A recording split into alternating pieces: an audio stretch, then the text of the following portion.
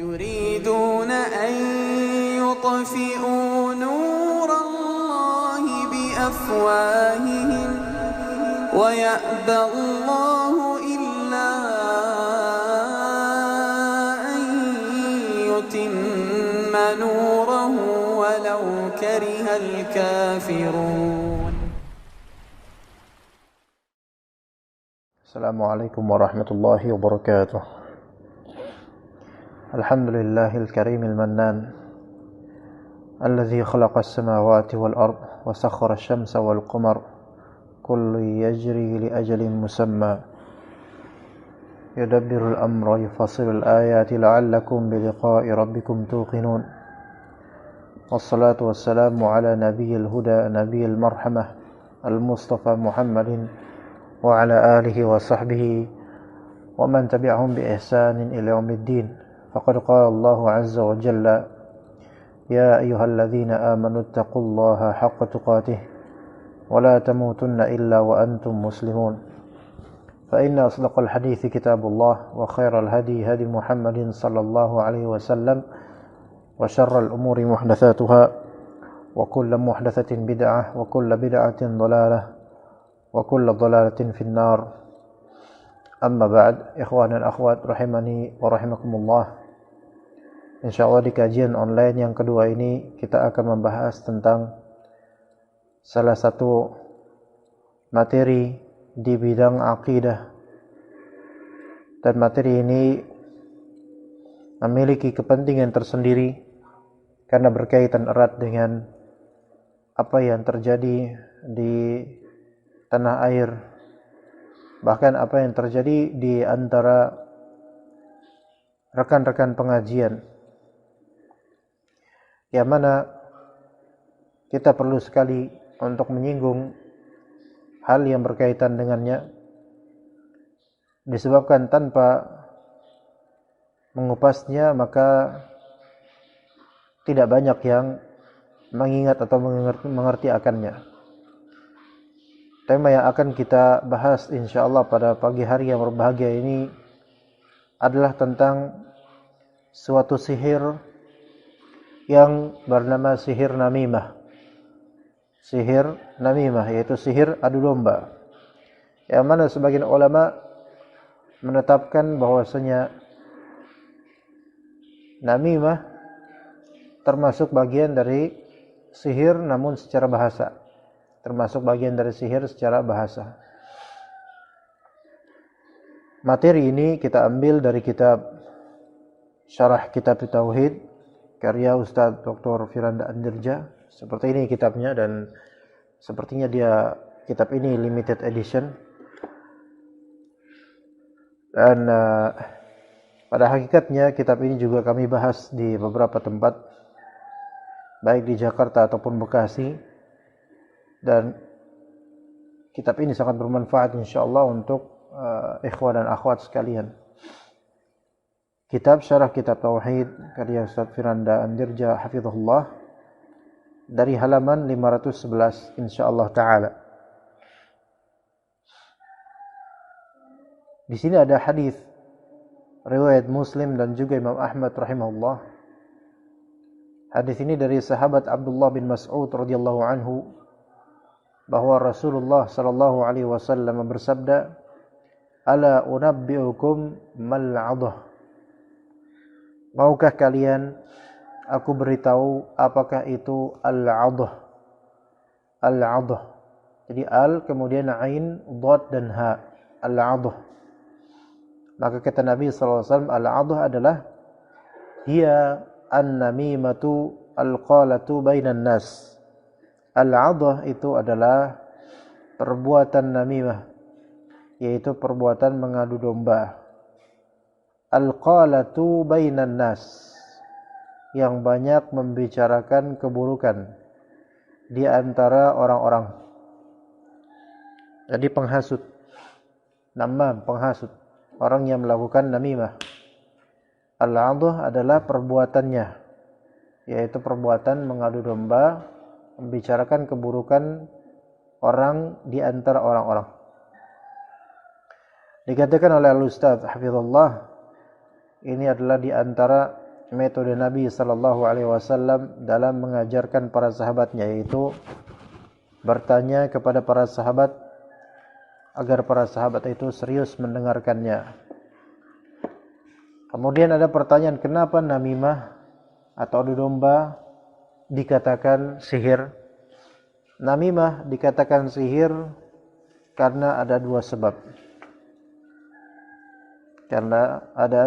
Namimah dikatakan sihir karena ada dua sebab. Dan kita ketahui dulu makna dari sihir. Ya, jadi kita ketahui dulu apa sih yang dimaksud dengan sihir. Jadi sihir ini yang dimaksud di pembahasan kita adalah sihir secara bahasa. Sihir secara bahasa adalah sebab yang samar, khafi. Sebab yang khafi dan samar namun mampu mempengaruhi hati seseorang. Sebab yang samar namun bisa mempengaruhi hati seseorang. Itu pahami baik-baik makna dari sihir. Sebab yang terselubung, samar, namun bisa mempengaruhi hati seseorang. Makanya kata Nabi SAW, inna minal bayani la sihra. Penjelasan kalimat itu bisa menjadi sihir karena ada sebab yang terselubung di situ, yaitu suatu makna yang dipahami oleh orang-orang dari kalimat tersebut. Maka itu bisa menjadi sihir secara bahasa. Dan namimah ini dikatakan dia sebagai sihir. Sebabnya ada dua. Yang pertama, namimah bisa memberikan pengaruh pada hati dengan sebab yang samar. Dan ini merupakan pengertian sihir secara bahasa. Namimah, adu domba, bisa memberikan pengaruh pada qalbu insan dengan sebab yang samar, yaitu makna yang dituturkan oleh orang yang mengadu domba, sehingga orang berikutnya akan terhasut dengannya. Itu yang pertama. Jadi yang pertama, sebab mengapa namimah tergolong dalam sihir secara bahasa, karena namimah bisa memberikan pengaruh pada hati dengan sebab yang tidak zahir, dengan sebab yang samar. Kemudian sebab yang kedua. Sebab yang kedua kenapa namimah bisa disebut sebagai sihir?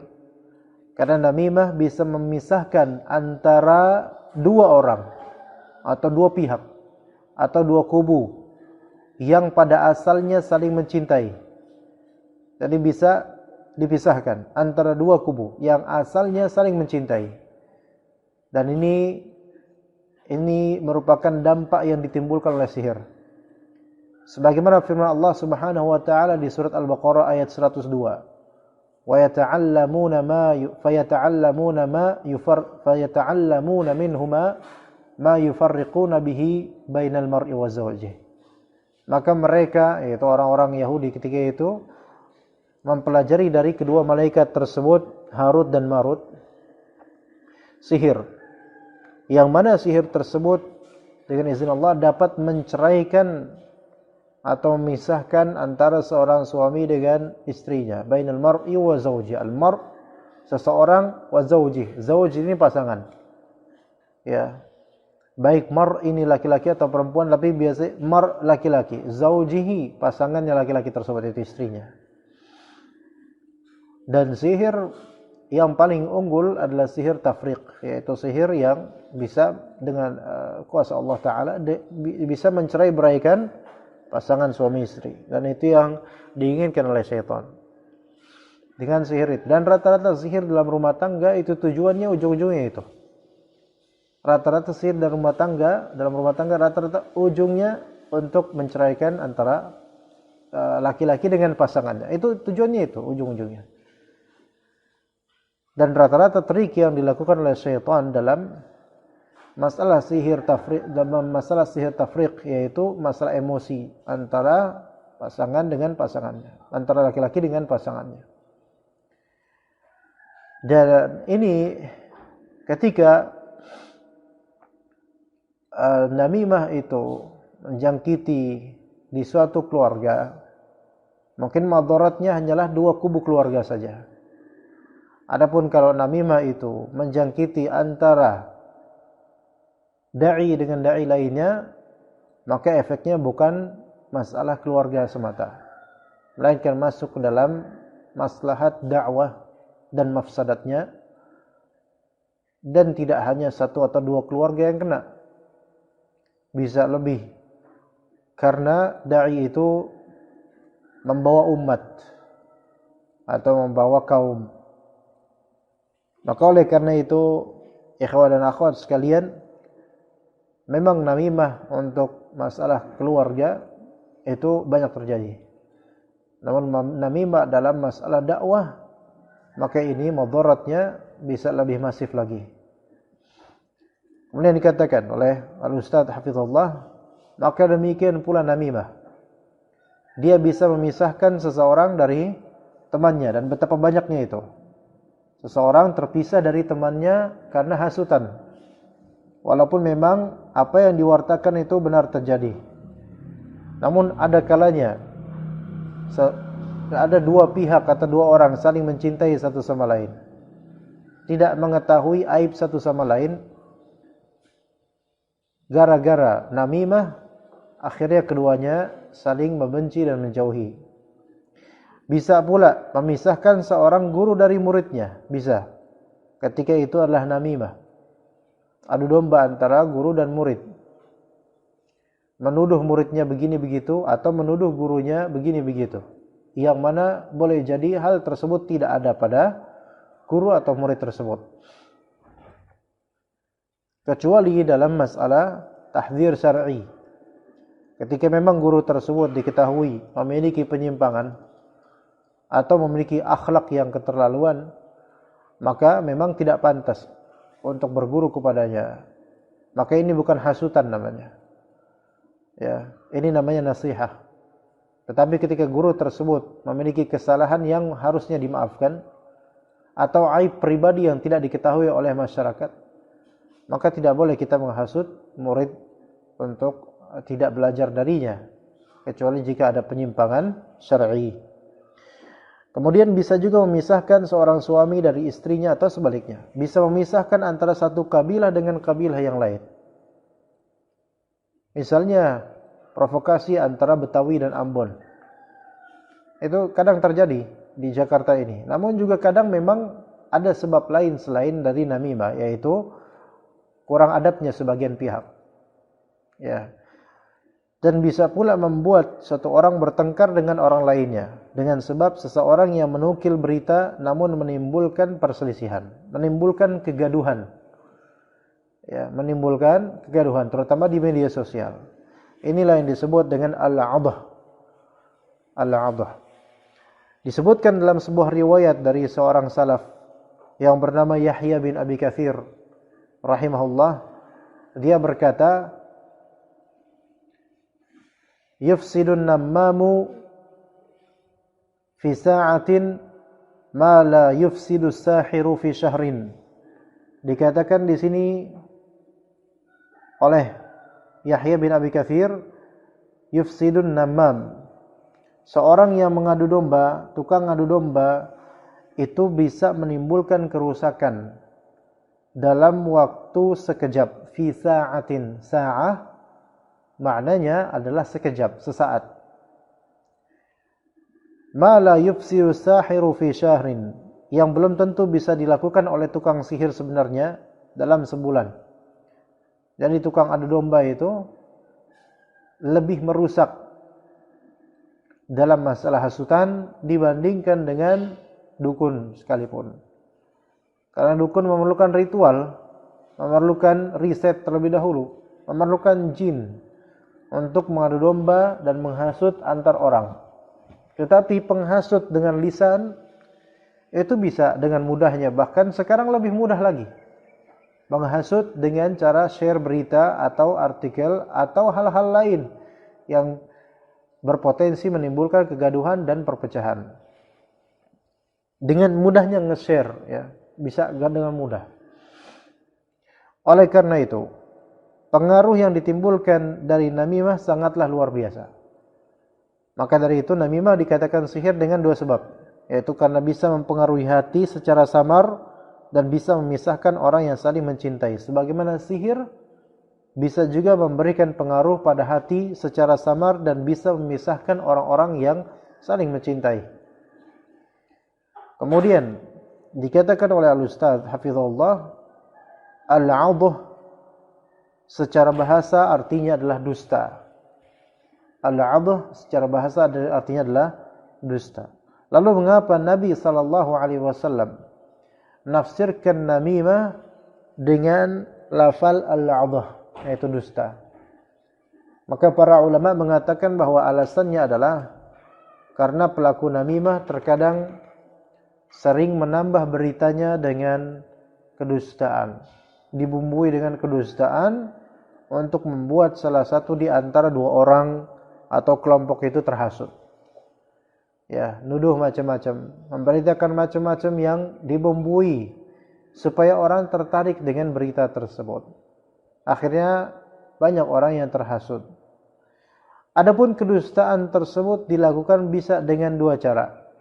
Kedustaan dalam mengadu domba bisa dengan dua cara, yaitu berita ditambah-tambahkan, imma dari segi zat beritanya itu ditambah-tambahkan, diberi tambahan-tambahan supaya terbumbui dan orang merasa lezat melahapnya.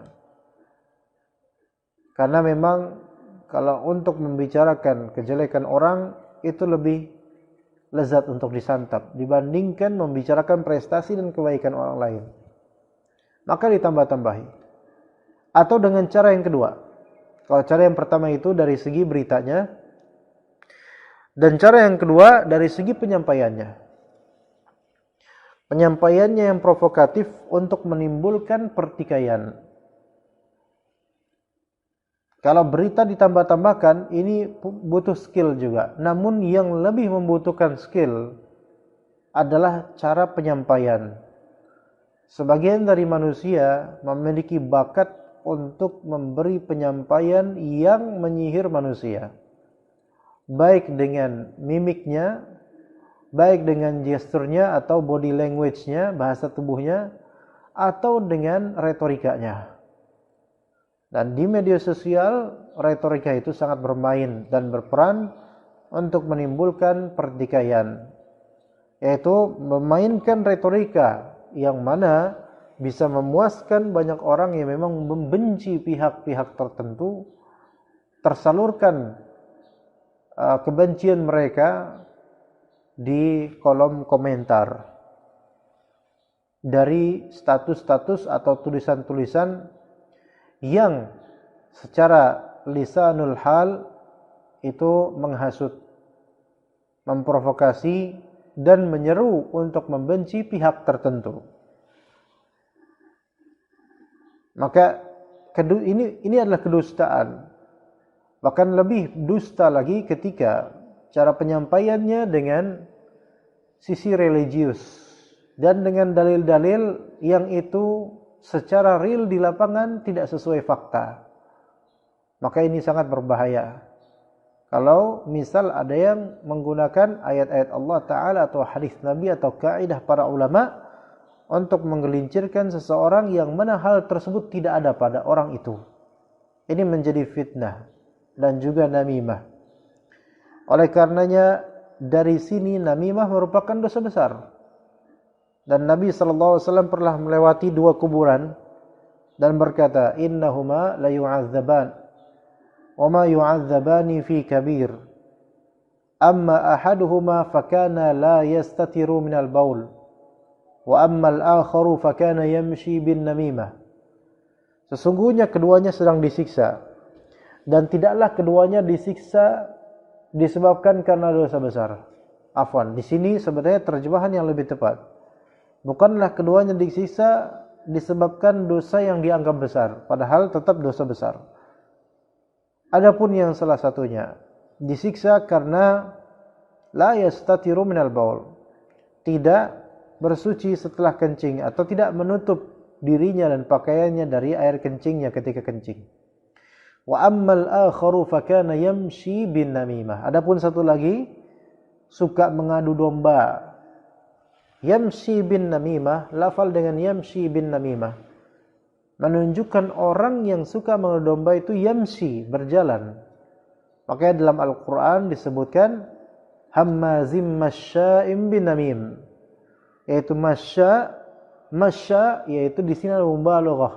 Sering dia berjalan, yaitu sering kemana-mana, jalan kemana-mana, baik jalan secara offline di jalanan beneran, ya, di dunia nyata, atau jalan secara online, yaitu memiliki pengetahuan yang tidak sedikit. Dan ketika dia berjalan dengan namimah, dengan adu domba, dia mengabarkan kepada seluruh tetangga-tetangganya, bahkan beda RT, mungkin beda kecamatan, kabar-kabar buruk tentang suatu pihak. Ini namam, tukang adu domba, menghasut orang-orang untuk membenci pihak tertentu yang dia tidak sukai. Dan ada yang lebih buruk daripada itu untuk zaman sekarang, yaitu ketika penghasut ini di media sosial, yang mana banyak followernya, banyak yang share tulisannya, banyak yang mengomentari dan mendukung pendapatnya yang jelek tentang orang tertentu. Padahal banyak hal yang dibumbui dari dari kisah atau tulisan tersebut yang tidak ada pada orang itu. Maka ketika kita melihat apa yang bergulir di media sosial dari namimah, maka kita dapatkan namimah di media sosial lebih kejam, lebih spreading dan menyebar dibandingkan dengan umumnya namimah di dunia nyata. Karena namimah di dunia nyata kita memerlukan waktu yang agak panjang. Harus jalan ke sini dulu, nanti ke tetangga ini, belum tetangga yang lainnya mungkin lagi pada kerja, entar besok hari baru kita kabarkan berita jelek tersebut. Tapi namimah di dunia maya, di media sosial, mungkin dalam 1 menit tulisan kita bisa dibaca oleh 100 orang, yang kalau itu di dunia nyata itu membutuhkan waktu 5 atau 10 hari mungkin. Maka di sini saya sampaikan nasihat untuk diri saya dan juga ikhwas kalian dan akhwat, agar menjaga tulisan dan tidak memprovokasi orang-orang. Jika mengetahui dirinya adalah rajulun muttaba', orang yang diikuti oleh banyak orang, atau rajul matbu', maka hendaklah dia bertakwa kepada Allah dalam kondisinya. Karena dia akan dihisab dengan keterikutan manusia dan terprovokasinya manusia akan tulisannya jika memang dia berniatan untuk memprovokasi orang-orang. Makanya kata Al-Ustaz Hafizahullah, oleh karenanya saya ingatkan bagi para wanita untuk berhati-hati dengan namimah. Kenapa? Karena sesungguhnya namimah itu banyak terjadi di kalangan para wanita. Iya. Namimah itu mudah sekali terjadi di kalangan ahli gosip. Dan ahli gosip ini rata-rata wanita. Namun tidak menutup kemungkinan sebagian pria berkelakuan seperti wanita dalam urusan hobi melahap gosip, terutama di media sosial. Ketika misalnya ada suatu status menyindir seseorang, kadang-kadang kita lihat di komentarnya apa? Siapa ya? Tolong beritahu saya. Kadang-kadang dengan alasan yang sok-sok religius atau syar'i. Tolong beritahu ana agar ana bisa menjauhi fulan. Padahal tidak. Bukan itu maksudnya. Melainkan maksudnya karena memang pengen tahu saja siapa orang itu. Memang karena ada libido, syahwat untuk mengetahui kejelekan orang, itu aja kelas. Seandainya orang-orang diam tidak berkomentar, maka pemilik status yang mengadu domba atau menjelekkan pihak lain itu merasa tidak laku statusnya dan dia akan diam kemudian. Makanya namimah itu kerap kali secara kolektif di dunia maya, di media sosial. Tanpa sadar kita mendukung namimah dengan menitipkan jejak jempol di status atau tulisan-tulisan yang sebenarnya itu berpotensi menimbulkan kegaduhan dan kericuhan. Baik menitipkan jempol atau menitip komentar dengan kata nyimak atau minyak atau nanya dan seterusnya. Seandainya diam semua orang mencueki status tersebut, maka orang yang menulis itu akan malu sendiri dan dia akan introspeksi diri. Tapi begitulah ketika syaitan menghujamkan bala tentaranya agar mendukung provokasi, maka banyak orang yang terperdaya dengan banyaknya titipan jempol dan komentar. dan wallahul musta'an, ikhwas sekalian dan akhwat, fitnah zaman ini adalah fitnah kuantiti dari jempol dan juga komentar. Bukankah ketika banyak yang nge-like dan subscribe itu membuat banyak orang kemudian terfitnah dan dia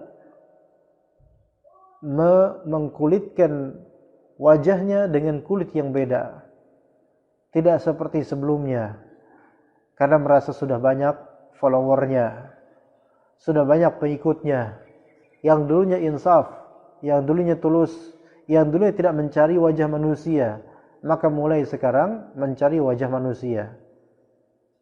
Dan kemudian syaitan membisikkan kepada qalbu insan dengan banyaknya pengikut dan dengan banyaknya orang yang menyukai tulisan atau videonya, yaitu dia menturunkan kalimat-kalimat yang sebenarnya tidak ada manfaatnya, melainkan menimbulkan kerusuhan dan menimbulkan fitnah.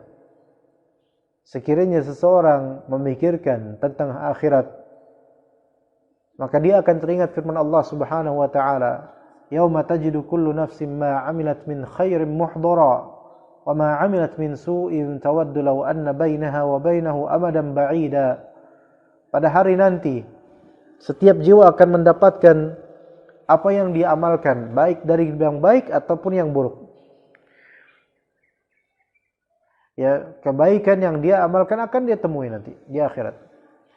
Wa ma 'amilat min su, dan apa yang dia lakukan dari keburukan, dari namimah, provokasi, kericuhan, kegaduhan, tawaddu law anna bainaha wa bainahu amadan ba'ida. Dia akan mendamba-damba seandainya antara dirinya dengan dosa tersebut itu ada jarak yang sangat jauh, ada rentang masa yang sangat jauh. Jadi akan berlepas diri dari dosa tersebut. Maka terutama ummahat, hindarilah perkumpulan yang di dalamnya banyak terjadi ghibah dan juga namimah. Ingatlah bahwa namimah itu dosa besar dan pasti terkandung kedustaan. Oleh karenanya dalam Sahih Muslim diriwayatkan dari Ubadah bin Samit, dia bercerita, "Akhadha alaina Rasulullah sallallahu alaihi wasallam kama akhadha 'ala nisa." Rasulullah sallallahu alaihi wasallam pernah mengambil sumpah setia kepada kami sebagaimana beliau mengambil sumpah setia terhadap kaum wanita.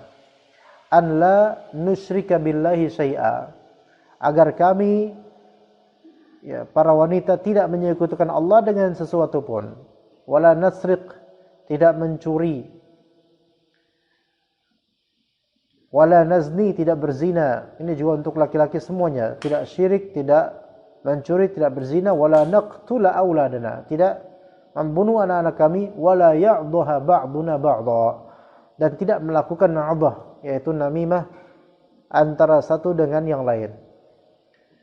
Kemudian kata Ustaz Firanda hafizahullah, dan inilah musibah yang terkadang terjadi di sebagian penuntut ilmu. Maka ini tanbih dan peringatan untuk para tulabul ilm. Ini musibah yang kadang terjadi di sebagian penuntut ilmu, yaitu mereka mengadu domba antara satu ustaz dengan ustaz yang lain. Ini dituturkan oleh Ustaz Firanda hafizahullah dalam kitabnya, dan ini sangat penting untuk kita bahas. Mereka ingin ustadznya atau gurunya menjadi nomor satu, sehingga dia memprovokasi ustadznya dengan mengadu domba dengan ustadz yang lain. Sungguh musibah yang akan terjadi jika memiliki murid yang seperti ini. Maka ikhwas sekalian, ketika kita misalnya guru memiliki murid yang mengadu domba gurunya dengan guru lain, padahal tidak ada masalah pada asalnya, tapi karena hasutan dari murid terdekat atau dari orang-orang yang dipercaya oleh guru tersebut, maka barang siapa yang mendengar kajian ini atau membaca tulisan dari Al-Ustaz hafizahullah, hendaknya dia mengintrospeksi dirinya. Siapapun dari antum yang dekat dengan seorang ustaz, terutama tim pengajian atau majlis ta'lim, orang yang memiliki kontak terhadap ustaz, maka hendaklah jangan mewartakan kepada ustaz yang antum dekat dengannya hal-hal yang tidak dia senangi dari kabar-kabar jelek dari orang. Tidak, khalas. Tutup hal tersebut. Jangan kabarkan bahwasanya Ustaz fulan membenci antum ya Ustaz. Enggak, khalas. Tidak perlu mengadu domba seperti itu. Tidak perlu memberitakan seperti itu. Tidak perlu. Terutama sekali beberapa ustaz muda, ya. Ini bukan berarti karena saya sudah tua, bukan. Tetapi sama-sama muda. Maksudnya ustaz-ustaz yang bukan ustaz besar, bukan ustaz senior.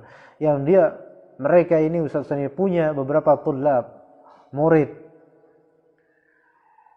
Yang jika ada atau murid ini mendengar seseorang membicarakan gurunya, langsung disampaikan ke gurunya. Ustaz, lihat dia membicarakan antum. Ustaz, lihat Ustaz fulan membicarakan antum. Ustaz, lihat ada Ustaz mentahdzir antum. Ustaz, lihat ada fulan menulis tentang antum atau menyindir tentang antum atau membuat kode-kode menyindir tentang antum dan seterusnya. Murid-murid durhaka seperti ini, ya ikhwah sekalian, itu tidak sedikit. Tidak sedikit.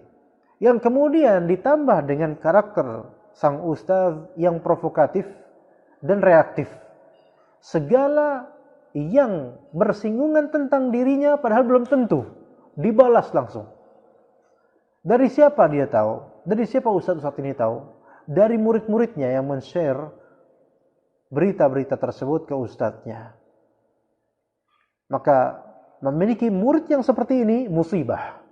Ditambah musibah kemudian dengan karakter manusiawi ustadz ini yang memang reaktif. Seolah-olah segala bentuk petir itu adalah menujunya. Padahal tidak. Yang seperti ini dikhawatirkan kelak terjadi permusuhan di antara para dai atau pengajian, yang mana itu semua berdasarkan zon dan juga tudingan-tudingan, belum lagi dibumbui oleh murid. Muridnya bilang, Ustaz, afwan Ustaz, ini ada link, ini ada Ustaz fulan bicarain antum Ustaz, lihat Ustaz. Tuh, lihat Ustaz. Ini tentang antum Ustaz. Ustaznya jelas terpandik karena dia merasa kemudian dibumbui kemudian. Ustaz tahu enggak, ini memang Ustaz fulan tuh ada esensi sama antum Ustaz. Dia itu pokoknya kalau antum nulis apa, dia selalu ngejelekin antum. Nah, Masya Allah. Ini bumbu-bumbu yang indah dari murid yang durhaka. Sehingga akhirnya kemudian Ustaz bersifat responsif, terutama yang masih muda, bersifat responsif tanpa cross-check terlebih dahulu, tidak mengetahui permasalahan, dan belum tentu tulisan tersebut atau kalimat tersebut mengarah padanya, tapi dialihkan oleh murid seolah-olah kalimat tersebut mengkiblatkan kepada diri gurunya. Akhirnya marahlah ustaz tersebut, reaktif. Padahal tidak tentang dirinya, belum tentu tentang dirinya. Terjadilah kemudian pergesekan, perpecahan. Gara-gara murid dekat yang provokatif ini. Makanya orang yang perlu diwaspadai oleh ustaz adalah orang terdekatnya. Ya, mungkin bukan keluarganya, tapi murid terdekatnya yang suka memberikan info tentang ini, tentang itu. Yang boleh jadi info tersebut hanyalah sesuai tafsiran murid tersebut yang belum tentu benar, atau digoreng oleh murid tersebut dan ditambah-tambahkan dengan bumbu yang lezat, sehingga santapan yang dihidangkan terhadap ustaz tersebut adalah santapan kepalsuan dan perpecahan.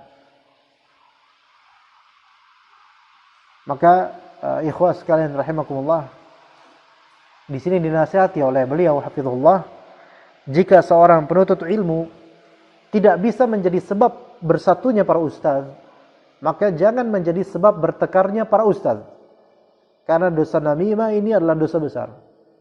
Dan jika antum mendapati ada tulisan ustaz yang mungkin provokatif atau reaktif dan tajam, maka diam khalas.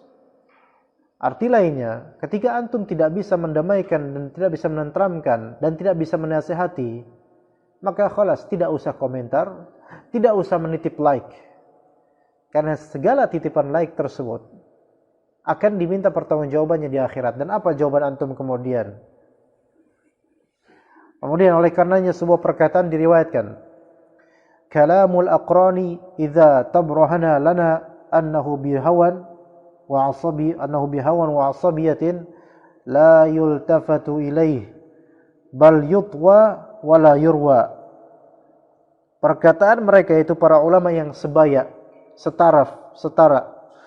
Jika terbukti kepada kita bahwa perkataan itu didorong oleh hawa nafsu dan sifat fanatisme, maka perkataan tersebut tidaklah perlu dihiraukan, bahkan perlu ditutup dan tidak diriwayatkan. Kadang seseorang merekomendasikan karena hawa nafsu. Kadang seseorang mencela juga karena hawa nafsu. Kadang seseorang merekomendasikan karena fanatisme. Kadang mencela juga karena fanatisme. Maka yang seperti ini jangan dipikirkan, khalas, ditutup saja, dikubur dalam-dalam.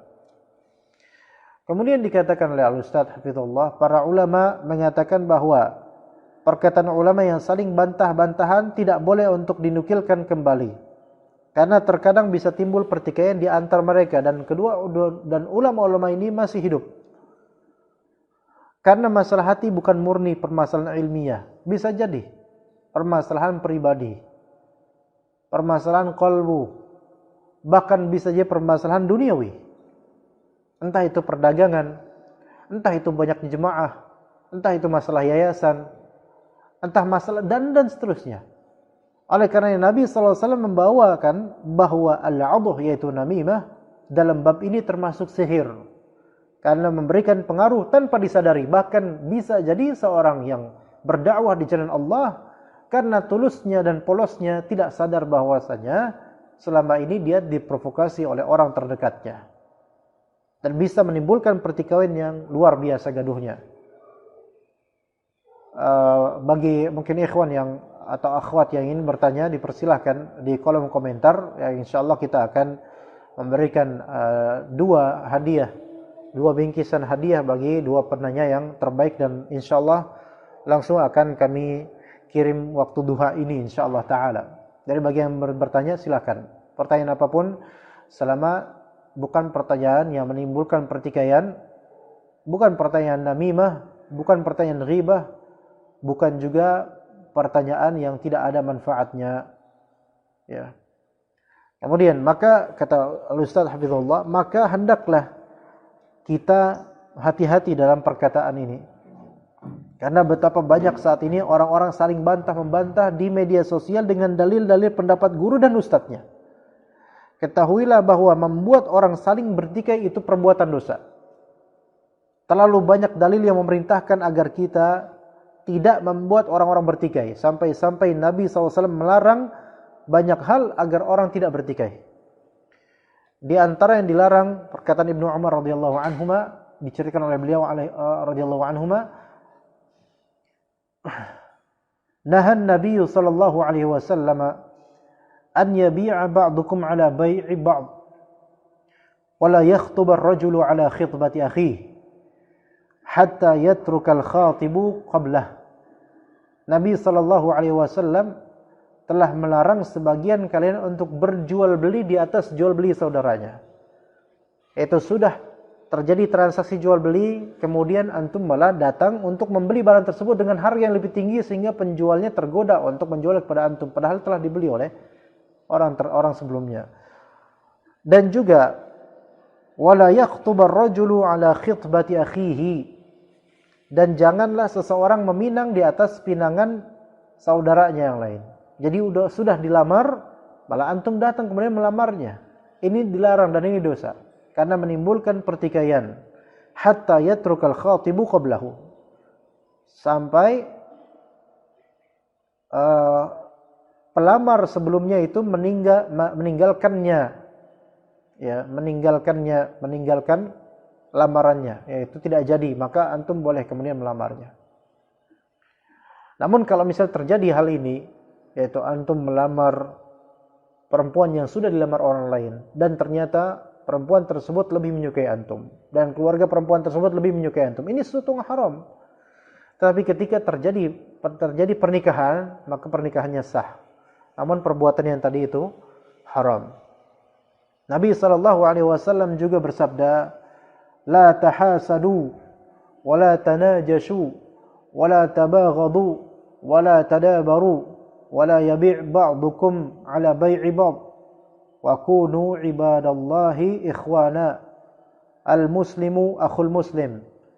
La yadhlimuhu wa la yakhdhuluh wa la yahqiruh. Janganlah kalian saling tahasud, saling mendengki satu sama lain dalam urusan duniawi, dalam urusan popularitas. Wala tanajashu, janganlah kalian saling memfitnah satu sama lain, menuduh tanpa bukti. Wala tabaghadu, dan janganlah kalian saling membenci padahal sesama muslim. Wala tadabaru, jangan kalian saling memusuhi. Tadabar yaitu saling membelakangi. Maka perhatikan di sini ikhwas sekalian, antara diri kita dengan tetangga kadang-kadang bagaimana? Apakah saling memusuhi? Kalau ketemu, kira-kira kita mau ketemu enggak sama dia? Menyapa enggak gitu? Kadang-kadang ada tetangga yang memang saling tidak mau bertemu. Ketika ketemu di jalanan, melihat oh dia dan dia juga melihat kita, kemudian apa? Masing-masing cari jalan lain. Karena saking membencinya. Maka wala tadabaru wala yabi' ba'dukum ala bai'i ba'd. Dan janganlah seorang di antara kalian berjual beli dengan sesuatu yang masih dalam penawaran muslim lainnya. Wa kunu ibadallahi ikhwana. Dan jadilah kalian hamba-hamba Allah yang saling bersaudara. Al-muslimu akhul muslim. Muslim yang satu dengan muslim yang lainnya itu bersaudara. La yazlimuhu, tidak boleh menzaliminya, menzaliminya. Wala yakhdhuluhu, tidak boleh merendahkannya. Wala yahqiruhu, tidak boleh menghinakannya. Bahkan ahli maksiat sekalipun itu tidak layak untuk dihinakan secara umumnya. Ya, karena boleh jadi dia akan bertaubat di kemudian hari. Mungkin kita celak akan maksiatnya, tetapi tetap status dia adalah muslim yang perlu kita jaga ukhuwahnya. Nabi SAW bersabda dalam riwayat lain, "Idza kuntum thalathah, fala yatanaja rajulani dunal akhari hatta takhtalitu bin nasi ajla an yahzinah." Apabila kalian bertiga, maka janganlah dua orang berbisik-bisik tanpa menyertakan yang ketiga sebelum ia berbaur dengan yang lain. Karena hal itu dapat menyinggung perasaannya. Ada 3 orang. Keduanya berbisik-bisik. Satunya diam kemudian melihat. Maka yang seperti ini tidak boleh. Yang seperti ini dilarang oleh Islam. Termasuk juga kalau misalnya ada 3 orang. Yang 2 bisa bahasa Aceh. Yang 1 tidak bisa. Maka 2 ini kemudian bicara bahasa Aceh. 1 tidak bisa bahasa Aceh. Walaupun kedua-duanya mungkin lagi belajar bahasa Aceh. Maka yang seperti ini tidak boleh. Ya, karena tidak diketahui mereka ngomong apa. Ya. Ini semua adalah perkara yang diharamkan dalam syariat kata Ustaz, karena bisa menimbulkan pertikaian. Bahkan saking menjunjung tingginya persatuan, Islam membolehkan berbohong demi untuk mendamaikan 2 orang atau kelompok yang bertikai atau berselisih. Ya.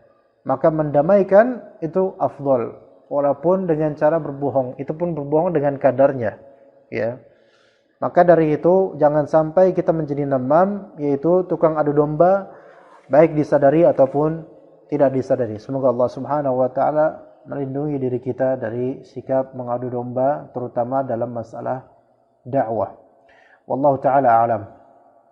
Kemudian insyaallah saya akan membacakan beberapa pertanyaan, dan ini ada pertanyaan sisa dari pertanyaan kemarin di WhatsApp kami dari Majlis Ta'lim Istiqomah atau Masjid Istiqomah.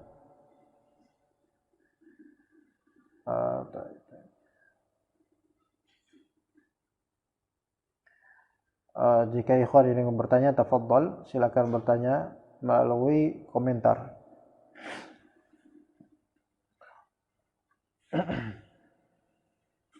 Baik, Anda bacakan ada satu pertanyaan yang kemarin sempat atau tidak sempat saya baca.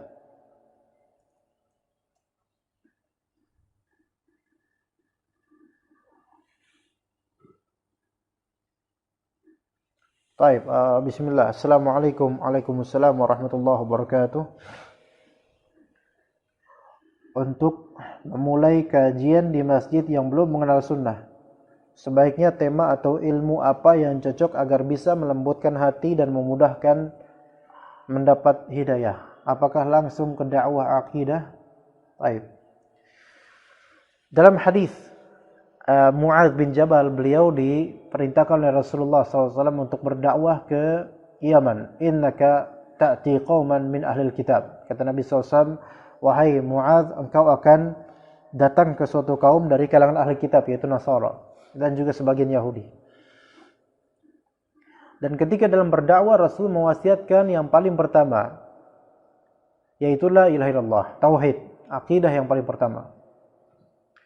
Fa'inhum ata'uka lidzalika, kalau mereka taat dalam masalah la ilaha illallah, maka kemudian fa'alimhum bi anna Allah aftarada 'alaihim 5 salawatin fi kulli yaumin wa lailah.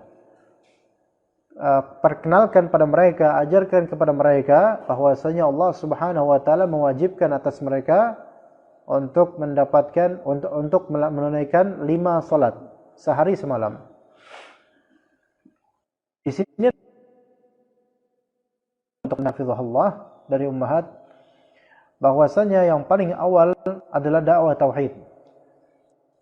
Namun dakwah tauhid atau dakwah menuju akidah yang sahihah itu tidak mesti harus dengan label tulisan dakwah tauhid atau dakwah sunnah atau dakwah akidah. Melainkan yang terpenting adalah komponen yang ada di dalamnya adalah akidah dan akidah yang sahihah dan tauhid. Walaupun dengan judul yang mungkin giringannya adalah seolah-olah fiqih. Misalnya membahas tentang masalah fikih yaitu berkaitan dengan puasa. Misalnya di masjid yang mungkin belum mengenal sunnah. Jangankan masjid, Yaman ketika itu belum mengenal sunnah.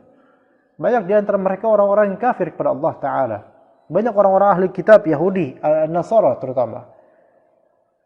Itu pun diperintahkan untuk mendahulukan tauhid. Maka taib, kalau misalnya kita mengatakan atau menulis atau kita berceramah di masjid tersebut tentang risalah puasa Ramadan misalnya. Lebih-lebih di masa kekinian ketika kita tahu keputusan dari atau hasil rapat ya terbit keputusan dari Menteri Agama tentang masalah bagaimana tarawih nanti, maka tumbuhkan dan suburkanlah ilmu tauhid di materi risalah puasa. Itu bisa. Ya. Kita akan membahas tentang fikih puasanya dan di setiap dari poin-poin fikih puasa tersebut kita nisbatkan, kita sandarkan kepada Allah Ta'ala atas kenikmatan puasa misalnya. Ya, dan juga kenikmatan tawakal kepada Allah di masa-masa puasa. Ya, dan saya mendapatkan kabar dan mungkin itu terjadi pada banyak dari kita tentang pedagang-pedagang yang ojek online dan seterusnya, pekerja, pegawai dan seterusnya yang sebagian gaji mereka dipotong dan hal-hal yang Masya Allah, hal-hal yang belum pernah terbayangkan oleh banyak orang pada saat ini. Maka tumbuhkanlah sisi tawakal dan tauhid kepada Allah Subhanahu wa taala di bulan puasa nanti. Bagaimana tarawihnya? Mungkin nanti tarawihnya pada di rumah nanti mungkin. Karena itu yang menjadi keputusan terakhir saat ini. Tarawih di rumah. Bahkan mungkin salat Idnya juga ada posibilitas. Sampai pemerintah menghimbau MUI untuk memberikan fatwa nanti sebelum lebaran apa yang terbaik untuk kaum muslimin. Tentu saja kita semua ikhwas sekalian berharap yang terbaik untuk kaum muslimin agar kita bisa sholat berjamaah. Siapa di antara kita yang tidak rindu dengan masjid? Semua rindu dengan masjid.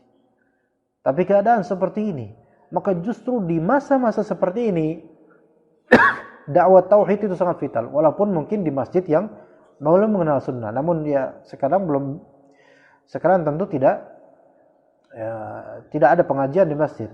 Tetapi mendakwakan tauhid itu bisa dengan tema fikih terlebih dahulu, namun di dalamnya unsur tauhidnya sangat pekat, atau dengan tafsir Al-Quran, atau dengan syarah hadis Nabi SAW, dan hadis tersebut hadis yang berkaitan erat dengan ilmu tauhid. Ya, itu jawaban saya untuk penanya pertama. Baik. Di sini ada kemudian akan saya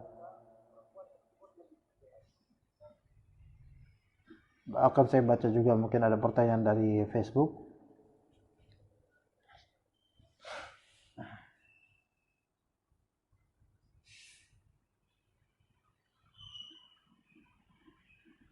Ya, dari respon dari beberapa ikhwah.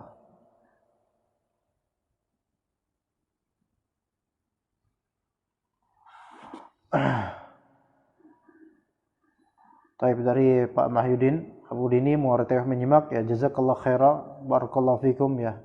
Pada asalnya wallahi ya ikhwan, pekan ini seharusnya dengan izin Allah ya, seharusnya ya safari dakwah di Kalimantan Tengah ya, di antaranya Palangkaraya, Buntok, Murateweh dan seterusnya. Namun Allah Ta'ala tidak mengizinkan dengan adanya momentum seperti sekarang ya. Jadi jazakallah khair Pak Mahyudin untuk menyimak kajian kami. Kemudian Abu Syafiq Adi bertanya, kitab Al-Mu'tamad antum jilid satunya kok nggak ada Ustaz? Ya, ini ada kitab Al-Mu'tamad 5 jilid ikhwan ya. Antum perhatikan kitabnya. Kitab Al-Mu'tamad fil Fiqh Asy-Syafi'i karya Syekh Dr. Muhammad Az-Zuhaili hafizahullah taala. Ini salah satu kitab terbaik fikih Syafi'i di masa sekarang. Kitab 5 jilid dan tebal-tebal masyaallah. Ini kita beli ya, ana membeli kitab ini sejak beberapa tahun lalu, alhamdulillah, sekitar tahun 2016 ya, 11 Oktober 2016. Dan beliau bertanya, kok kitab Al-Mu'tamad itu kurang 1 jilid ya, jilid 2, 3, 4, 5, jilid satunya itu ada di kamar karena jilid satunya Anda pelajari disebabkan kitab Al-Mu'tamad ini ada kajiannya di Mushola Al-Muhajirin untuk warga-warga sekitar, tidak dipublikasikan secara masif kajiannya untuk mbah-mbah dan kakek-kakek ya, orang-orang tua di Mushola Al-Muhajirin. Kitab Al-Mu'tamad fil Fiqh Asy-Syafi'i itu biasa Anda pelajari sehingga Anda taruh di kamar ya. Jadi bukan karena memang Anda beli 2, 3, 4, 5, bukan. Ya, belinya satu set semuanya. Ya begitu ya, Masya Allah, ini ya kitab Al-Mu'tamad jilid satunya ada di dalam. Dari Mirza Aditya, barakallahu fiik Ustaz Hasan, jazakallahu khair, barakallahu fiikum. Mujiyun Ali berkata barakallahu fiik wa fiik barakallah. Juga Abu Rufaidah, Assalamualaikum, Waalaikumsalam warahmatullahi wabarakatuh. Hadir insyaallah, barakallahu fikum. Abu dan Umur Rashid, bismillah hadir Ustaz. Ya taib, Abu dan Umur Rashid kemarin alhamdulillah mendapatkan hadiah, tetapi karena kemarin belum sempat untuk anak kirim karena hujan siangnya, maka insyaallah pada duha ini akan anak kirim insyaallah. Kemudian dari Pak Widarto Juni Hartono, masyaallah, barakallahu fik. Assalamualaikum, Waalaikumsalam warahmatullahi. Gimana Pak Tono ya, ini sebutannya Pak Tono kalau nggak salah ya. Atau Anda lupa mungkin. Taib. Ancaman azabnya terhadap orang yang melakukan demikian apa ya Ustaz? Azabnya minimal, dia adalah orang yang terkena azab ghibah, itu minimal. Yang mana diberi azab baik di kuburnya ataupun mungkin di akhiratnya, yaitu memiliki kuku yang terbuat dari besi atau tembaga atau semisal itu, dan merobek-robek wajahnya dengan itu. Dan juga namimah tentu azabnya yang absolut, tapi ini sesuai kehendak Allah Ta'ala semuanya. Jika Allah mengampuni maka Allah Ta'ala ampuni, jika tidak maka dia akan mendapatkan azab kubur. Dan azab kubur itu yang Nabi SAW menyebutkan bahwasanya tidak pernah aku melihat suatu pemandangan yang afdha, yang lebih nista, lebih jelek dibandingkan pemandangan azab di kuburan. Na'udzubillah. Kemudian dari rekan kita dari Andita Seli Bastoro, Assalamualaikum, Waalaikumsalam warahmatullahi wabarakatuh. Syekh, sebagaimana perkataan Syekh Shalih Al-Fauzan bahwa sihir namimah tidak menyebabkan pelakunya kafir seperti kafirnya penyihir, sementara dilihat dari sisi sosial, dampak dari namimah ini lebih besar karena dapat langsung menimbulkan kebencian di antara manusia. Bagaimana mengkompromikan kedua ini? Kemudian seperti apa hukuman had bagi pelaku namimah dalam Islam? Baik. Di sini ikhwan, penyihir atau dukun menggunakan jin untuk menyihir, jelas dia kufur pada Allah, keluar dari Islam, murtad. Dan itu ada nasnya. Wa ma kafara Sulaimanu walakinna asyayatina kafaru. Ketika orang-orang Yahudi menuduh Nabi Sulaiman alaihissalam dulu ketika hidupnya itu melakukan sihir, maka Allah membantah. Wa ma kafara Sulaiman. Nabi Sulaiman alaihissalam tidak kufur. Artinya tidak berbuat sihir. Jadi berbuat sihir sama dengan kufur. Maka berbuat menyihir itu sama dengan kufur. Taib. Kemudian bagaimana dengan sihir namimah? Dan itu memang tidak mengkafirkan pelakunya, Tapi dosanya sangat besar. Pertama, ini sesuai dengan nas. Ya, sesuai dengan nas. Nabi SAW dengan mafhum dari nas, yaitu ketika hadis yang berkaitan dengan namimah tadi, dua orang yang dikubur, yang salah satunya adalah orang yang tidak menjaga dirinya dari air kencing, itu satu, dan yang kedua pelaku namimah, itu tidak Rasulullah SAW sebutkan kafir, tidak. Dan para ulama mereka yang lebih tepatnya dua orang ini muslim dengan indikator satunya berwudu, ya, maka satunya pun serupa dengannya, yaitu sama-sama muslim. Seandainya keduanya kafir, maka tidak perlu disebutkan lagi adab, tidak perlu disebutkan hal-hal seperti ini, yaitu namimah atau tidak menjaga wudu, karena keduanya kafir. Maka khalas, orang kafir pasti mendapatkan adab kubur. Maka ini menunjukkan jelas bahwa saya pelaku namimah tidak dikafirkan, dan mereka adalah muslim, dan mereka selama masih ada keimanan, mereka mukmin dengan kemaksiatan mereka. Taib. Kemudian itu dilihat dari sisi zat manusianya atau zat keimanannya. Adapun dari sisi dampak efek dari perbuatan mereka masing-masing, maka ini bukan menjadi barometer penghakiman terhadap status keimanan seseorang. Tidak bisa menjadi barometer terhadap status keimanan seseorang. Karena efek dari suatu perbuatan itu tidak melazimkan tinggi atau rendahnya derajat status perbuatan tersebut, melainkan efek adalah hal yang di luar dari perbuatan. Ada seseorang yang kafir kepada Allah Subhanahu wa taala, tapi dia tidak menyakiti manusia, maka dia kafir dengan kekufurannya dan azabnya pedih sekali nanti. Namun ada kemudian seseorang, dia muslim, namun dia memprovokasi, maka keburukannya sangat besar, tetapi tidak menurunkan derajat dia sebagai muslim. Dia tetap muslim, yang ini kafir. Maka ini dua hal yang berbeda. Karena kalau sudah kafir, maka khalas, tidak ada lagi ampunan. Sudah syirik besar, tidak ada lagi ampunan kecuali kalau dia bertaubat. Adapun kalau namimah, dia masih tergolong dosa besar. Tidak dilihat dari seberapa masif efek dari dosa besar tersebut. Maka kata Allah Subhanahu wa taala, "Innallaha la yaghfiru an yushraka bihi wa yaghfiru ma duna dzalika liman yasha." Allah Subhanahu wa taala tidak mengampuni dosa syirik. Yaitu syirik besar, kalau dia tidak bertaubat, tidak Allah taala ampun. Dia tidak bertaubat, dia mati, Allah taala tidak akan ampuni dosanya. Kemudian orang yang berbuat dosa besar di bawah syirik dan dia masih muslim, maka di sini tahtal masyiah. Pada akhiratnya nanti di bawah kehendak Allah Subhanahu wa taala. Status dia masih muslim. Padahal kalau diperhatikan, ada orang berbuat syirik, dia berbuat syirik sendiri. Tapi ada orang kemudian berbuat dosa besar yang sifatnya transitif, membutuhkan objek dan merusak banyak orang. Maka ketika dia mati tanpa taubat, maka urusannya adalah urusan Allah nanti. Bisa saja Allah ampuni bahkan. Bisa saja Allah ampuni. Kita lihat bagaimana hadis tentang orang yang telah membunuh 99 nyawa, 99 orang. Dan dia sampai membunuh 100 kalinya untuk orang yang abid, dibunuh oleh dia. Matilah orang tersebut, 100 kelas. Namun dia ingin bertaubat. Taib, di sini lebih baik mana? Dia bertaubat dari membunuh 100 orang atau orang yang bertaubat dari kesyirikan? Mana yang lebih buruk? Membunuh 100 orang atau berbuat syirik besar?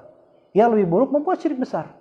Padahal membunuh 100 orang lebih destruktif dibandingkan dengan berbuat syirik. Maka seperti itu. Ya, maka mengkompromikannya adalah konsekuensi dari suatu amalan itu tidak melazimkan mengubah status keimanan seseorang menjadi kufur, tidak mesti. Ya, melainkan dilihat dari batasan dalil. Allahu a'lam. Kemudian seperti apa hukuman had bagi pelaku namimah dalam Islam? Kita bedakan ikhwas sekalian. Hukuman itu ada had, ada juga ta'zir. Ya, ada had, ada juga ta'zir. Had itu adalah hukuman yang memang ada hadnya dan batasan dalam Islam ditentukan dalam Al-Quran ataupun As-Sunnah. seperti hukuman berzina, baik rajam ataupun cambuk, atau hukuman pembunuhan misalnya, hukum had, atau hukum sariqah. As-sariqu was-sariqatu faqta'u aydiyahuma jazaa'an bima kasaba nakalan minallah. Yaitu orang yang mencuri dengan kadar tertentu ada hukum hadnya. Tapi ada yang namanya hukum ta'zir, yang ini diserahkan kepada waliul amri atau pada orang yang memiliki otoritas, atau bahkan oleh orang tua kepada anaknya. Maka ini disebut hukum ta'zir yang sifatnya relatif dan sesuai dengan kebijakan orang-orang tertentu. Maka untuk namimah ini, dia hukumnya tidak masuk dalam hukum had setahu ana, dan masuk dalam hukum ta'zir, dan bisa masuk dalam hukum sosial secara ta'zir, yaitu misalnya dia diasingkan. Kalau misalnya orang yang dikenal namam, maka mungkin Pak RT bisa membuat orang ini terisolir dari percakapan, yaitu dengan membuat orang-orang, kalian kalau misalnya diajak ngomong sama dia jangan mau misalnya. Maka ini bisa menjadi hukum ta'zir untuk hajar, yaitu menghajar orang tersebut, mengasingkan orang tersebut. Jika dirasa bahwasanya dengan mengasingkan orang itu dari percakapan, maka itu akan membuat dia berpikir dan bertaubat, maka itu bisa. Tapi kalau misalnya hukumnya sampai pembunuh dibunuh dan seterusnya, saya pikir itu terlalu berlebihan. Tapi kemudian apakah ada batasan atau ukuran kapan kita bisa menyampaikan perkataan seseorang kepada orang lain yang berpotensi menyulut permusuhan dan kapan tidak? Padahal kita tidak bermaksud demikian, namun sekadar menyampaikan informasi, ataukah mutlak tidak diperbolehkan sama sekali? Seperti misalnya ada perkataan si A tentang si B begini dan begini, namun kemudian kita bermaksud mengklarifikasikan perkataan si A ke si B. Ini permasalahan yang panjang sekali, karena masalahnya sangat global dan banyak rinciannya, sehingga Anda tidak menjawab untuk pertanyaan yang ini, ya, karena banyak sekali, ya. Kemudian dari Lingga Pratama, Bismillah, Assalamualaikum. Waalaikumsalam warahmatullahi wabarakatuh. Semoga Allah Ta'ala merahmati Ustaz Hasan beserta keluarga Ustaz. Barakallahu fiik, jazakallahu khairan. Jika namimah termasuk bagian dari sihir, apakah bisa dikatakan termasuk pembatal keislaman? Taib, di sini pahami baik-baik bahwasanya para ulama menginclude namimah bagian dari sihir secara bahasa. Jadi bukan termasuk sihir yang mengkafirkan pelakunya, bukan. Di sini termasuk secara bahasa. Sebagaimana hadis Nabi SAW lainnya, Inna minal bayani la sihra. Sesungguhnya di antara kalimat penjelasan itu ada sihirnya. Maka sihir yang dimaksud ini sihir secara bahasa. Yang artinya adalah apa? Yaitu suatu makna yang tersembunyi, pengaruh yang tersembunyi yang bisa mempengaruhi hati orang. Ya. Jadi ini tidak termasuk pembatal keislaman. Bagaimana cara mengetahui kaidah tersebut?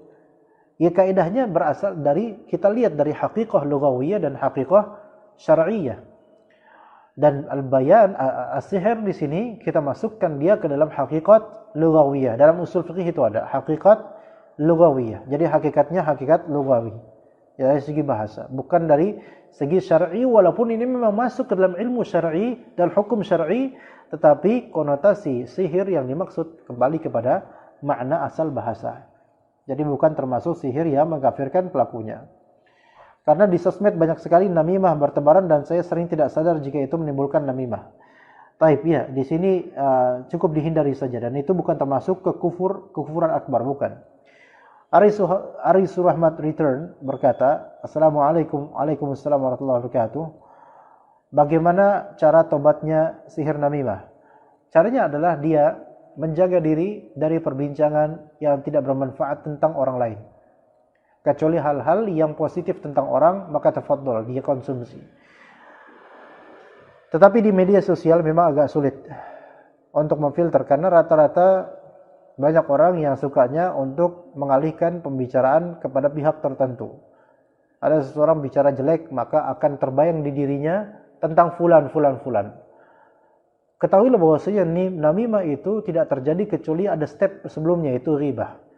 Orang yang suka melakukan namimah, maka pasti dia telah terbiasa melakukan ghibah sebelumnya. Dan siapa yang terbiasa melakukan ghibah, maka kedepannya dia akan menjadi seorang yang suka melakukan namimah. Dan siapa yang biasa melakukan namimah di media sosial, walaupun orang tersebut adalah orang yang dikenal sebagai pemuka agama, maka mungkin di balik layar media sosial di kehidupan nyatanya dia suka ngobrol dengan para muridnya tentang Ustadz Fulan, tentang Fulan, tentang Fulan, tentang Fulan. Maka barang siapa terbiasa di majelis ghibah, maka dia juga akan terbiasa di majelis namimah. Maka hindarilah teman-teman yang seperti itu. Dan sehatkanlah pikiran kita tidak dengan hal-hal seperti itu, melainkan dengan membaca Al-Quran, membaca hadis dan membaca turath ulama dan mendengarkan kajian-kajian ulama dan asatidzah. Kemudian dari Maktabah Abu Muhammad, apa sikap kita kalau ketemu murid yang suka namimah ustadznya? Orang yang suka menamimah ustadz, al-domba ustadz, mereka adalah orang-orang jahil. Maka kata Allah Subhanahu wa taala, wa a'rid 'anil jahilin. Dan palingkanlah dirimu dari orang-orang yang bodoh, orang-orang yang jahil seperti itu. Mengadu dua fatwa atau pendapat yang berbeda seperti itu. Kadang-kadang ada orang yang memang bukan bermaksud mengadu, tetapi menjamak antara dua fatwa kemudian memberikan konklusi atau mungkin mengatakan kedua fatwa ini baik dan seterusnya. Yang seperti ini bukan termasuk namimah. Tapi kadang-kala ada yang memang sengaja mengadu antara fatwa ini dengan fatwa itu. Ya ikhwan, sebenarnya kalau misalnya kita mau husnuzan kepada fatwa-fatwa, maka kita akan dapatkan bahwasanya fatwa demi fatwa itu kadang-kadang sesuai dengan konteksnya. Tidak semuanya sama, ya. Wallahu taala alam. Kemudian dari Abu Khonsa X1 Marta, Assalamualaikum warahmatullahi wabarakatuh. Waalaikumsalam warahmatullahi wabarakatuh. Masya Allah, ilmu yang sangat bermanfaat, insyaallah. Semua yang bermanfaat itu dari Allah Subhanahu wa taala. Apakah nanti bisa di-download Ustaz? Ana tidak tahu. Mungkin bisa, mungkin dengan aplikasi tertentu. Atau nanti akan masuk di YouTube insyaallah. Tim kita insyaallah akan menguploadnya di YouTube. Dari Mirza Aditya, bismillah Ustaz, hoax berita yang belum pasti kebenarannya apakah termasuk adu domba, membuat kegaduhan yang menimbulkan ketakutan atau sampai menjatuhkan nama baik seseorang? Ya, bisa saja ini termasuk namimah, tetapi ini lebih tepatnya masuk ke dalam kadzib, ya, ke dalam kadzib. Ya, seseorang cukup disebut sebagai kadzab kalau misalnya dia mengatakan segala hal yang dia dengar. Dari Januar Abu Rafi, bagaimana cara bertaubat karena pernah memberi tanda like di postingan yang bersifat namimah, mencoba mencari postingan tersebut dan menarik tanda like atau meminta maaf kepada pihak yang jadi korban namimah tersebut, atau istighfar, ya. Sebagaimana kita juga mungkin pernah melakukan kesalahan ini, istighfar. Ketika antum sadar itu istighfar, taubat sama Allah Subhanahu wa taala. Kalau memang kemudian antum bisa mendapatkan postingan tersebut, antum unlike, yaitu dicabut lagi like antum, sehingga tidak terdapat jejak digital antum untuk hal tersebut. Namun jika memang tidak mampu karena sudah terkubur oleh banyak yang postingan, maka la yukallifullahu nafsan illa wus'aha. Allah Subhanahu wa taala tidak membebani seseorang di luar kemampuannya. Wallahu a'lam. Dan untuk meminta pihak kepada yang jadi korban namimah tersebut, maka wallahu alam secara uruf mudah-mudahan ini tidak harus, ya, tidak harus. Kalau memang antum ternyata ingin melakukan hal tersebut, maka dilihat apakah ketika korban tersebut antum minta maaf padanya, dia akan semakin marah atau tidak. Kalau semakin marah maka antum tidak perlu minta maaf, atau antum cukup memutihkan kembali nama orang tersebut, ya, memperbaiki nama orang tersebut. Kemudian dari Johan Iskandar, bismillah Ustaz, bagaimana kita melihat perselisihan di antara ahlu sunnah yang sampai saling hajar dan perpecahan? Anda pernah menulis suatu tulisan yang itu ringkasan dari perkataan Ibnul Jauzi di kitab Saidul Khatir, atau mungkin Anda mau coba dulu membawa kitabnya dulu, Anda taruh mana sebentar.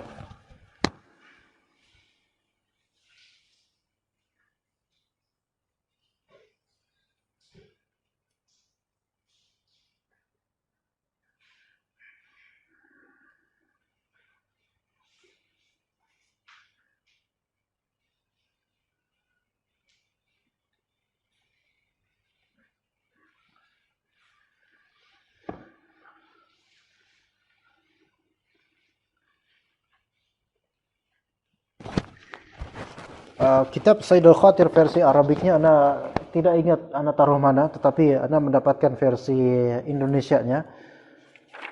Ada perkataan yang sangat bagus dari Al-Imam Ibnul Jauzi, Abdul Faraj Ibnul Jauzi rahimahullah, namun ana tidak hafal ya halamannya berapa.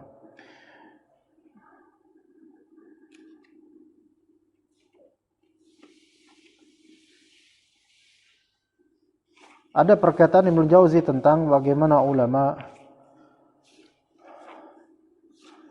yang saya ingin banyak orang untuk membacanya. Namun di bab bagian mana Allah ana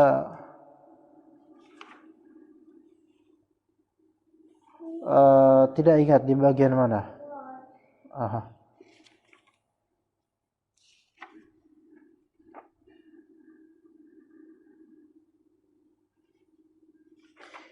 Ala kulli hal, ini ada perkataan tentang dakwah, yaitu tentang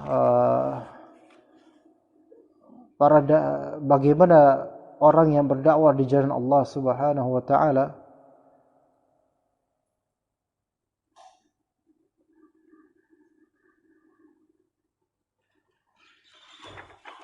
Namun Allah tidak ingat di bagian mana. Yang mana maksudnya di sini? Taib, di sini ada perbedaan antara ulama dunia dan ulama akhirat. Di sini sebagai respon untuk penanya bagaimana kita melihat perselisihan di antara Ahlus Sunnah yang sampai saling hajar dan perpecahan. Anda tidak ingin mengomentari single atau tiap dari kasus perpecahan atau bagaimana, tetapi Anda ingin memberikan taujihat yang disebut oleh Imam Ibnul Jauzi di kitab Said Al-Khatir, atau mungkin Anda buka versi Arabnya di Syamilah, karena kitab versi Arabnya cetak Anda tidak menemukannya atau tidak ingat Anda taruh di mana. Bismillah, Anda coba dari kitab Arabiknya dengan bahasa Arab.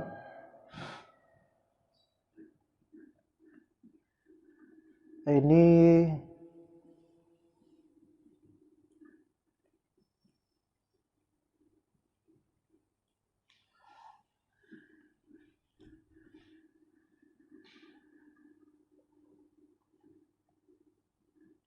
dari kitab Said Al-Khatir,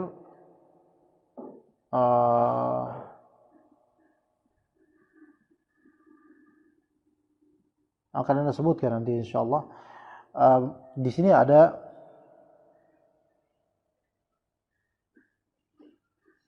la.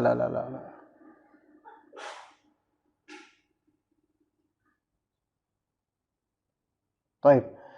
Di sini ada pasal dari beliau nomor 11 di halaman 30 dari salah satu kitab Saidul Khatir. Al-hasadu mansya'uhu hubbud dunya. Hasad itu mansya'uhu, yaitu hasad, mansya'nya, tempat timbulnya hasad adalah hubbud dunya. Sebab timbulnya hasad adalah cinta dunia. Maka dikatakan oleh Ibnul Jauzi rahimahullah, ta'ammaltu tahasuda bainal ulama. Aku memperhatikan adanya terjadi saling hasud dan dengki antara ulama, dan ini terjadi sejak zaman lampau, sejak zaman Ibnu Jauzi. Fara'aitu man sya'hu min hubbid dunya. Maka aku melihat akarnya itu berawal dari apa? Hubbud dunya, cinta dunia. Fa inna ulama al-akhirati yatawaddun. Ulama-ulama akhirat itu mereka saling mencintai satu sama lain. Wala yatahasadun, tidak saling hasud satu sama lain. Kama qala Allah azza wa jalla, wala yajiduna fi sudurihim hajatan mimma utu. Yaitu mereka tidak menaruh keinginan dalam hati mereka terhadap apa yang diberikan kepada orang-orang muhajirin. Artinya di sini ikhwas sekalian, dan di sini ikhwas sekalian ada perkataan Ibnu Jauzi lainnya, dikatakan oleh An-Nakhai atau Al-Qamah, beliau kata, aku suka sekali bila tumitku terinjak.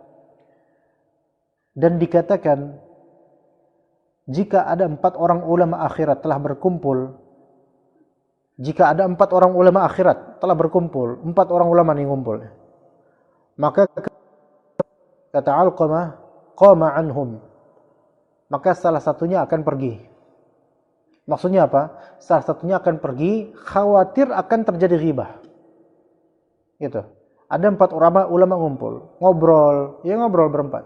Maka satunya akan pergi, khawatir akan terjadi ghibah. Artinya, ketika bahkan sekaliber ulama sekalipun, ketika berkumpul ngobrol nyantai, itu masih ada potensi dan kemungkinan untuk terjadi ghibah antar mereka. Ghibah antar mereka terhadap pihak lain yang tidak ada di majelis tersebut. Dan ulama akhirat yang tidak hasad, mereka tidak mudah mengeluarkan fatwa dan selalu menghindar dari ketenaran. Ya, laksana orang yang akan mengarungi lautan. Mereka menyibukkan diri dengan berbekal agar selamat dari gempuran badai dan gelombang. Saling mendoakan satu dengan yang lainnya, itu ulama akhirat. Ya, saling mendoakan satu dengan lainnya, ya sibuk untuk akhirat. Jadi wa inna ma kana ba'dhum yad'u li ba'dhin. Antara mereka saling mendoakan, hafizahullah, barakallahu fihi dan seterusnya. Saling mendoakan, bukan saling mencaci. Ya. Kemudian wa yastafidu minhu, dan saling mengambil manfaat dari satu sama lain. Ya, saling mencintai. Malam dan siang mereka selalu mengarah pada surga. Itu ulama akhirat. Itu yang ana respon terhadap pertanyaan bagaimana menyikapi ulama atau ahli ilmu yang saling berselisih. Itu aja. Ya, antum silakan berpikir apa isyarat dari jawaban ana barusan. Taib. Man Baz berkata, "Afwan, bolehkah bergabung dengan grup WA antum Ustaz?" Ya bisa, ada grup WhatsApp yang memang untuk info kajian. Tidak ada kajian pada umumnya maka sepi ya. Muhammad Ali Farhrazi berkata, "Ustaz, saat ini ada himbau pemerintah melalui Menak untuk tidak mengadakan sholat Id di masjid atau lapangan. Jika kita tidak melaksanakan sholat Id tersebut, apakah kita juga masih mendapat pahala sholat Idnya karena mengikuti himbauan pemerintah?" Insyaallah, ketika memang pemerintah ini betul dalam memberikan himbauan agar tidak berkumpul di sholat Id. Maka jemaah sekalian, ini adalah momentum yang sebenarnya menyedihkan bagi semua kaum muslimin, dan semoga Allah Ta'ala merahmati dan memberi hidayah kepada pemerintah kita dan juga kaum muslimin Indonesia. Dan semoga Allah Ta'ala segera menghilangkan apa yang menjadi beban dari kaum muslimin di Indonesia dan di seluruh dunia. Muhammad Yusuf Hanbali berkata, "Assalamualaikum." Waalaikumsalam warahmatullahi wabarakatuh. Ustaz, bagaimana kiat-kiatnya agar kita tidak ikut-ikutan terjerumus dalam perdebatan yang berujung akhirnya namimah? Barakallahu fikum wa fikum barakallahu. Caranya adalah antum tidak follow akun-akun seperti itu. Dan antum jadikan akun-akun atau fanpage yang murni dakwah tanpa tendensi atau apa seperti itu. Jadikan mereka see first, yaitu tampil pertama, selalu yang paling pertama di beranda antum. Sehingga tulisan-tulisan orang itu jauh di bawah. Yang ada dari awal tuh ilmu terus dari awal. Ya. Itu seperti itu. Jadi sebaiknya ikutilah yang murni dakwah. Kemudian dikatakan Abu Rufaidah, bagaimana cara bertaubat yang benar agar perbuatan-perbuatan sihir yang pernah diperbuat di masa-masa jahil diterima Allah Subhanahu wa taala. Seperti apa perbuatan sihir tersebut? Kalau namimah, cukup istighfar dan memperbaiki nama orang-orang yang telah dia jelekkan. Namun kalau sihir yang dimaksud sihir secara syar'i, dalam istilah syar'i, yaitu melakukan ritual untuk menyantet misalnya atau hal-hal lain, maka caranya istighfar, taubat kepada Allah Subhanahu wa taala, dan membuang seluruh media-media sosial, seluruh media-media yang menjadi perantara sihir, seperti buhul-buhul, gambar-gambar, tulisan-tulisan dan segala hal yang berkaitan dengan itu semua dibuang, dibakar, dan beristighfar, taubat sama Allah Subhanahu wa taala.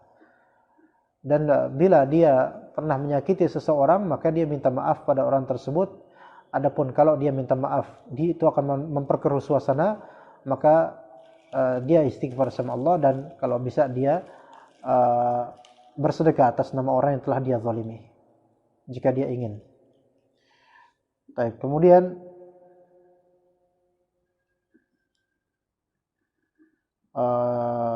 dari Neo van de Griek, Assalamualaikum warahmatullahi wabarakatuh. Waalaikumsalam warahmatullahi wabarakatuh. Afwan Ustaz, apa ada perbedaan antara berita hoax dengan namimah? Beda. Hoax itu bohong. Kadang-kadang bohong itu tidak terkait dengan harga diri seseorang. Contoh hoax tentang COVID-19 beberapa hal misalnya. Ya barang siapa yang memakan jengkol maka virus akan lari darinya karena tidak tahan dengan baunya misalnya. Maka ini hoax, ini tidak ada sangkut paut dengan namimah. Ya, kalaupun itu terjadi alhamdulillah, kita akan makan jengkol semua, tapi ya tidak seperti itu kan. Assalamualaikum dari Syaswan Ibnu Ralib. Assalamualaikum. Waalaikumsalam warahmatullahi wabarakatuh. Apakah termasuk namimah apabila kita mendengar kebijakan pemerintah yang kita anggap kurang memihak rakyatnya baik dalam masalah ekonomi atau agama, kita asyik menjelaskannya kepada orang lain? Kalau menjelaskannya dalam rangka menyatakan bahwasanya ini ada kesalahan secara syar'i dan dengan adab menjelaskan kepada orang misalnya, dan tidak dalam rangka mencela pemerintah melainkan kita menjelaskan amanah yang benar, maka ini tidak masalah. Ya, tetapi ketika dalam semangat kita tidak suka dengan kebijakan tersebut dan ingin agar orang-orang terpantik atau mereka membenci dengan kebijakan tersebut, maka sebaiknya dihindari. Wallahu a'lam.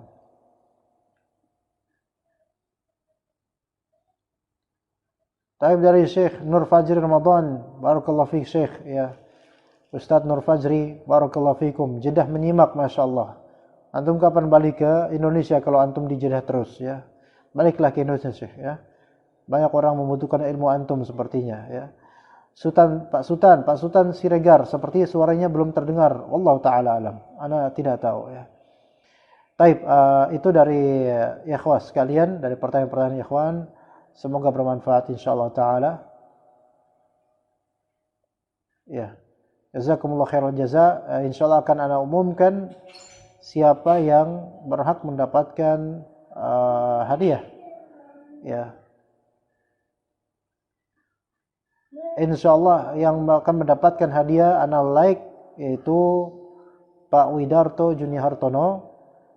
Jazakumullah khairal jaza Pak Widarto atas pertanyaannya, karena beliau sepertinya kalau di sini penanya pertama. Alhamdulillah Pak Widarto Junihartono, ana minta nanti alamatnya, ya, dan nomor HP dan juga nama tujuan.